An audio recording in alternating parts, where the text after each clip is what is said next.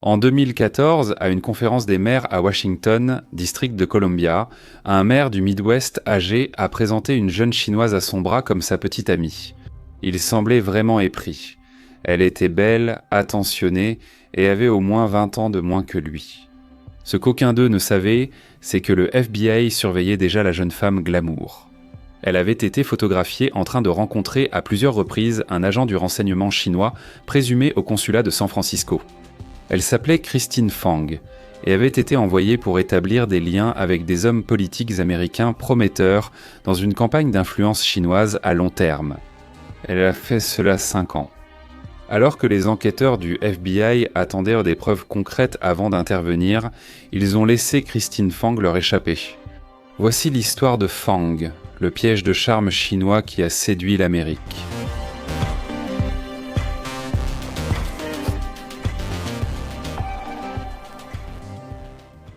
L'affaire Christine Fang montre que dans l'espionnage, les vraies batailles ne se mènent pas qu'avec des armes. Souvent, stratégie, patience et bon timing font la différence, ce qui m'amène au sponsor d'aujourd'hui. Supremacy World War III, jeu de stratégie gratuit en ligne JCJ, vous met à la tête d'un pays lors d'une guerre mondiale moderne. Gérez vos ressources et formez des armées avec chars, avions et sous-marins. Affrontez jusqu'à 99 autres vrais joueurs en temps réel, que ce soit sur PC ou sur mobile. Vous pouvez forger des alliances avec d'autres joueurs, partager des renseignements et coordonner des attaques, ou bien les trahir complètement. Quand cela sert vos intérêts, vous décidez entièrement. Le jeu offre plus de 100 armes modernes et un arbre de recherche avec plus de 250 unités. Il existe une vraie profondeur stratégique ici. Les parties pouvant durer des semaines, vos choix s'accumulent avec le temps. Chaque alliance, chaque allocation de ressources, chaque engagement militaire a des conséquences. Et en parlant d'approfondir la stratégie, les développeurs ont publié une mise à jour des officiers, ajoutant des commandants spécialisés pour améliorer vos unités et débloquer de nouveaux avantages tactiques. Cliquez sur le lien dans la description ou sur le commentaire épinglé pour jouer gratuitement à Supremacy World War III. Les nouveaux joueurs reçoivent également une unité saisonnière gratuite, le canon électromagnétique d'élite d'une valeur de 40, mais cette offre n'est disponible que pour les 30 prochains jours. C'est gratuit, alors essayez et voyez si vous pouvez conquérir le monde grâce à Supremacy. Merci à World War III pour le sponsoring de cette vidéo. Christine Fang est arrivée aux États-Unis vers 2011. Son nom chinois était en fait Fang. Christine était son prénom occidental adopté. Elle avait entre 25 et 30 ans, voire début trentaine, quand elle est arrivée aux États-Unis avec un visa étudiant. Elle s'est inscrite à la California State University East Bay, située à Hayward, en plein cœur de la région de la baie de San Francisco. Bien qu'éloignée des centres traditionnels du renseignement, la Silicon Valley est depuis des décennies l'épicentre d'une autre guerre du renseignement. La bataille pour la suprématie technologique. La Californie possède la plus grande économie de tous les États d'Amérique. Si elle était une nation indépendante, elle figurerait parmi les 10 premières économies du monde. La Silicon Valley est la capitale mondiale incontestée de la technologie, abritant Apple, Google, Meta et d'innombrables startups travaillant sur tout, de l'intelligence artificielle et des véhicules autonomes à des technologies classifiées dont nous ne saurons peut-être jamais rien. Mais ce ne sont pas seulement les experts en technologie qui dominent dans la vallée, c'est aussi un terrain de lancement pour les politiciens en devenir. Des figures comme Nancy Pelosi, Kamala Harris et Dianne Feinstein ont débuté leur carrière politique dans la région de la baie. Pour un service de renseignement étranger voulant influencer la future politique américaine, il est très difficile de cibler les politiciens une fois au sommet du pouvoir. Ils sont entourés de sécurité, ils reçoivent régulièrement des briefings de contre-espionnage, ils font attention à qui ils rencontrent et à ce dont ils discutent. Et si vous pouviez les approcher plus tôt et tisser un lien avec un conseiller municipal susceptible de devenir député. Un député qui pourrait rejoindre la commission du renseignement, un responsable local qui pourrait un jour avoir un réel pouvoir sur la politique étrangère américaine. Cibler ces personnes dans le renseignement, c'est miser sur le long terme. Et en 2011, le ministère chinois de la Sécurité d'État a envoyé Christine Fang pour jouer ce jeu. Dès le début, Christine Fang avait quelque chose de différent.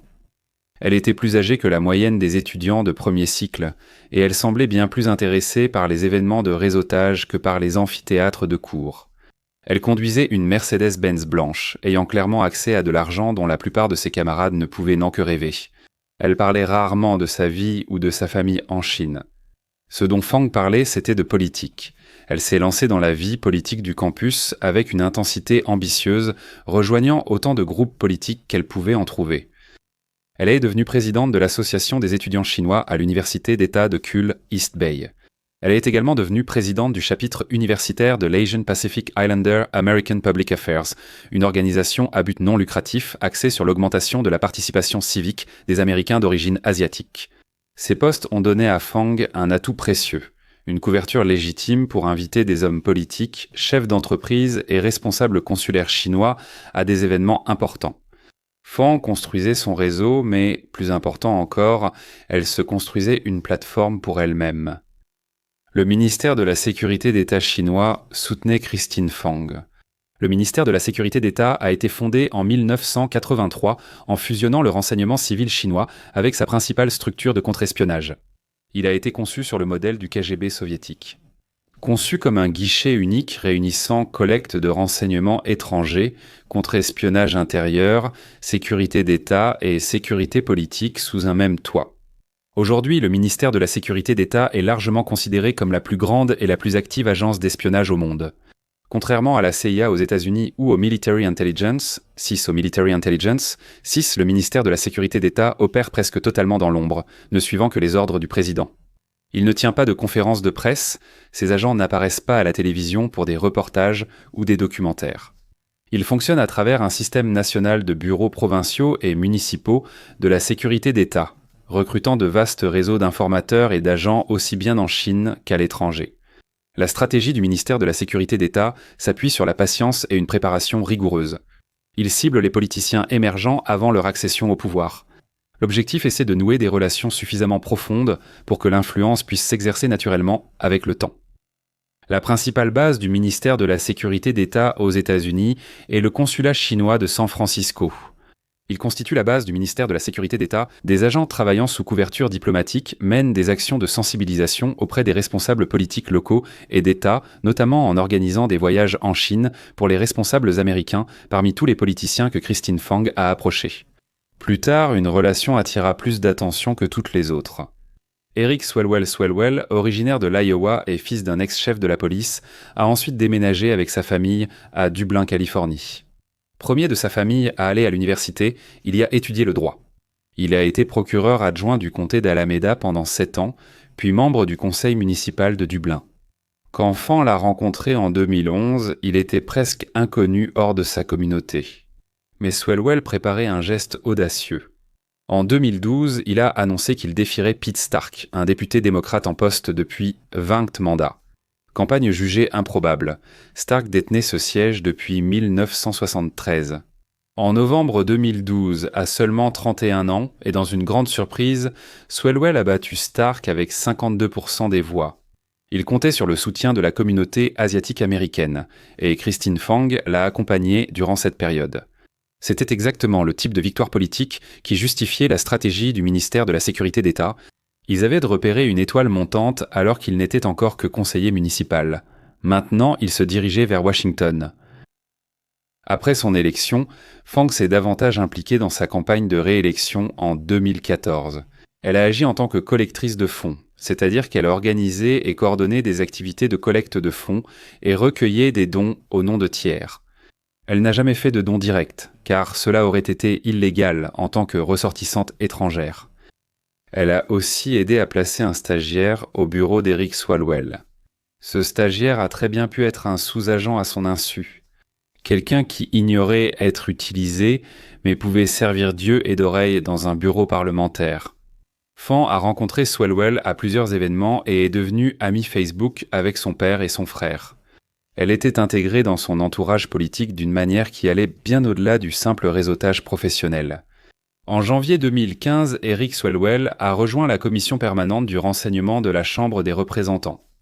Il est devenu le principal démocrate du sous-comité supervisant la CIA. Un conseiller municipal de Dublin, Californie, était devenu l'un des membres du Congrès les mieux informés sur le renseignement américain. Et Christine Fang le côtoyait depuis avant même qu'il ne se présente au Congrès, mais Eric Swalwell n'était pas la seule cible de Fang. elle a jeté un filet remarquablement large à travers la Californie et jusque dans le Midwest. Elle a entretenu des relations avec plusieurs membres du Congrès, notamment la représentante Judy Chu et le représentant Mike Honda. Elle a fait du bénévolat pour la campagne au Congrès de Rochané en 2014. Elle a aidé à organiser une collecte de fonds pour Tulsi Gabbard, alors députée démocrate et aujourd'hui directrice du renseignement national des États-Unis. Gabbard a dit ne pas se souvenir d'avoir rencontré ou parlé à Fang, bien que son nom figurait sur le flyer Facebook de la collecte de fonds. Quoi qu'il en soit, c'était une technique que Fang utilisait à plusieurs reprises. Elle liait son nom à des événements et campagnes, même avec une faible implication locale. Son réseau était encore plus large. Elle a été photographiée avec divers maires et conseillers municipaux et a assisté à des conférences régionales de maires américains, ce qui lui a permis d'étendre son influence au-delà de la Californie. Elle était très active sur les réseaux sociaux, qu'elle utilisait comme moyen de communiquer ses activités et sa présence à ses contacts. En Chine, elle publiait des photos avec des politiciens en les identifiant sur Facebook. Cela permettait à ses superviseurs à Pékin de surveiller ses contacts sans communication directe grâce à un horodatage et un enregistrement. C'était de l'espionnage à l'ère des réseaux sociaux. Les méthodes de Fang Fang, aussi vieilles que son métier, faisaient d'elle une espionne experte en séduction. Elle exploitait des relations romantiques et sexuelles pour compromettre ses cibles, obtenir des informations et se constituer un moyen de pression. Le KGB a perfectionné cette technique vieille de plusieurs siècles pendant la guerre froide, en déployant des agents séduisants appelés hirondelles contre les diplomates et hommes d'affaires occidentaux à Moscou. La Staatssicherheitsdienst en République démocratique allemande avait des départements entiers pour ces opérations. Et le piège de séduction reste à ce jour un pilier de pratiquement toutes les agences de renseignement à travers le monde. À première vue, le mode opératoire de Christine Fang était un cas d'école du piège de séduction, mais adapté pour s'inscrire dans la durée du jeu qu'elle menait. Elle a eu des relations amoureuses avec au moins 2 maires de ville du Midwest. Ces hommes n'étaient là pas des cibles évidentes pour un piège de séduction, mais c'est ce qui distinguait l'opération de Fang du stéréotype du honey trap. Elle n'utilisait pas le sexe pour obtenir des documents classifiés ou faire chanter ses cibles. Pas encore. Au contraire, ces relations semblaient conçues pour établir des liens personnels profonds, qui pourraient être exploités pour exercer une influence au fil du temps. Mais ce ne sont pas ses ambitions politiques, ni sa présence sociale qui ont déclenché une enquête du Federal Bureau of Investigation, menée par la division du contre-espionnage de San Francisco. Ce sont les fréquentes rencontres de Christine avec une autre personne qui ont attiré l'attention. Il surveillait déjà un agent présumé du ministère de la Sécurité d'État en poste au consulat de San Francisco. Lorsque les enquêteurs se sont penchés sur Fang, ils ont découvert qu'elle était bien plus qu'une messagère ou un contact. Ses principaux agents de renseignement n'étaient pas basés au consulat local. Elle recevait ses instructions directement de Chine. Après que des signaux d'alerte ont été relevés, l'enquête s'est intensifiée et Christine Fang a été placée sous surveillance active. Le bureau a commencé à documenter ses déplacements, ses contacts et ses activités. Ils ont rapidement dressé le portrait d'une opération bien plus vaste qu'ils ne l'avaient initialement imaginée. Elle ne travaillait pas seule, elle n'était qu'un rouage dans une machine du ministère de la Sécurité d'État, bien plus vaste. Un autre agent chinois travaillant pour le 12e bureau du ministère de la Sécurité d'État, également connu sous le nom de Bureau d'enquête sociale, avait infiltré la politique américaine. Russell Lowe a travaillé au bureau de la sénatrice Dianne Feinstein à San Francisco à partir de 1993 d'abord, comme chauffeur. Au cours des 20 années suivantes, il a gravi les échelons pour finalement devenir le directeur de son bureau. En 2011, Christine Fang a été photographiée avec Lowe ainsi qu'avec un autre agent présumé du ministère de la Sécurité d'État. En 2013, la sénatrice Feinstein a été avertie d'une possible infiltration chinoise et a immédiatement renvoyé Lowe. La surveillance électronique du FBI a surpris Fang au travail. Elle a été filmée par une équipe de surveillance du FBI alors qu'elle avait une relation sexuelle avec un maire de l'Ohio dans une voiture. Il y a eu au moins un autre incident similaire entre Fang et un élu, capté par la caméra du FBI. Ces activités sordides ne suffisaient à ne pas approuver l'espionnage, alors ils ont continué d'attendre. En 2015, il s'avère déjà que Christine Fang travaillait pour le ministère de la Sécurité d'État. Ainsi, les services de renseignement américains ont pris une mesure inhabituelle. Ils ont commencé à fournir des briefings de défense aux responsables politiques locaux et nationaux qui avaient été ciblés par Fang. Ces briefings sont conçus pour alerter les victimes potentielles d'opérations de renseignement étrangères sans nécessairement révéler tous les détails d'une enquête en cours. Eric Swalwell faisait partie de ceux qui ont reçu un briefing. Au moment où ces avertissements étaient en diffusée, Christine Fang se préparait déjà à partir à la mi-2015 alors que l'enquête du FBI s'intensifiait. Christine Fang a alors disparu discrètement, c'est-à-dire sans prévenir. Elle a quitté brusquement les États-Unis, échappant à ses poursuivants. Elle devait assister à un événement majeur à Washington, district de Columbia, en juin 2015. Les personnes qui la connaissaient s'attendaient à la voir là-bas. Au lieu de cela, elle a dit à tout le monde qu'elle devait retourner en Chine. Quelque chose d'inattendu s'était produit. Elle ne pouvait pas venir. Au lieu de se rendre à Washington, elle a pris un avion pour la Chine et elle n'est jamais revenue. Son départ soudain a laissé ses collègues et ses prétendants perplexes. Sa page Facebook, si active pendant son opération, est aussitôt devenue silencieuse. Aucune publication ni photo taguée avec des politiciens. Elle avait coupé tout contact avec les réseaux qu'elle avait mis 4 ans à construire. La question de savoir comment elle a réussi à quitter le pays alors qu'elle était sous surveillance active du FBI n'a jamais vraiment trouvé de réponse. Peut-être ses agents de liaison l'ont-ils prévenue, ou elle a senti l'étau se resserrer. Une défaillance des services de renseignement ou des forces de l'ordre lui a permis de partir inaperçue. Le ministère de la Justice n'a jamais porté d'accusation publique contre Christine Fang. Elle n'est jamais revenue aux États-Unis. Durant les 5 années suivantes, l'histoire de Christine Fang est restée largement inconnue du public. Le Federal Bureau of Investigation avait mené son enquête, ils avaient en donné leur briefing de défense, puis Fang avait fui. L'absence d'accusation signifiait l'absence de procès public, et l'absence de procès signifiait l'absence de gros titres.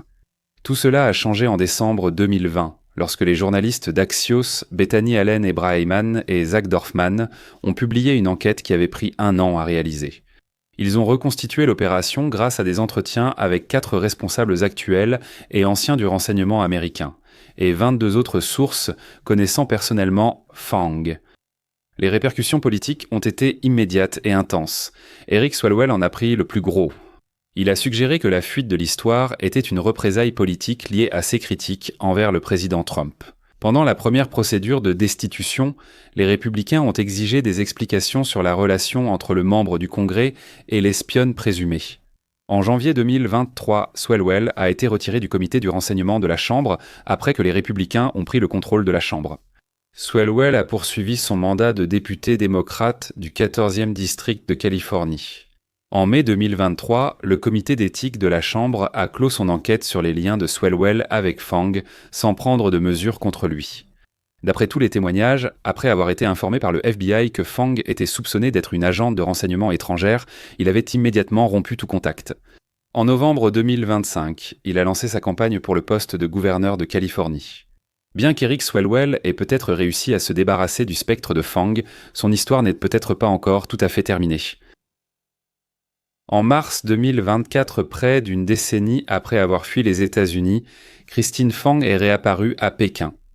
Hu Shijin, l'ancien rédacteur en chef du Global Times de Chine, un journal largement considéré comme un porte-parole du Parti communiste chinois, a publié une photo sur X. L'image le montrait en train de déjeuner avec nul autre que Christine Fang à Pékin. D'après Xi, Jin Fang lui avait rapporté sa version. Elle a déclaré qu'en 2015, la CIA et le FBI l'avaient approchée pour lui demander de coopérer avec les renseignements américains. Elle a dit qu'on lui avait offert 1 million et la citoyenneté américaine contre sa coopération. Elle a dit qu'il l'avait menacée de la ruiner si elle refusait. Elle a refusé l'offre, a-t-elle déclaré, et est retournée en Chine 3 jours plus tard. Ses propos tels que rapportés par Xi Jinping. « Je ne veux tout simplement pas trahir la patrie. Je ne veux pas être un espion américain. C'est ma limite. » La publication a donné une nouvelle dimension à l'histoire. Christine Fang était-elle une victime ? Était-elle une patriote chinoise dont le rêve américain avait été brisé par l'agence d'espionnage américaine ? Vous pouvez vous faire votre propre opinion. Christine Fang n'était pas une anomalie. Elle n'était qu'une part de ce que Christopher Wray, ancien directeur du FBI, a décrit comme une campagne d'influence étrangère très sophistiquée et agressive menée par la Chine.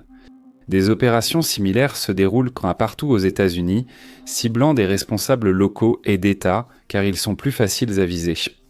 Combien d'autres Christine Fang opèrent actuellement aux États-Unis ?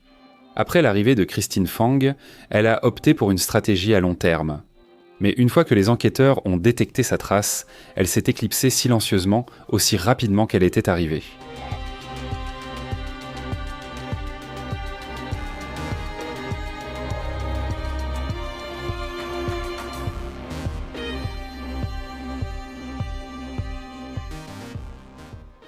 Merci encore à Supremacy World War 3 d'avoir sponsorisé cette vidéo.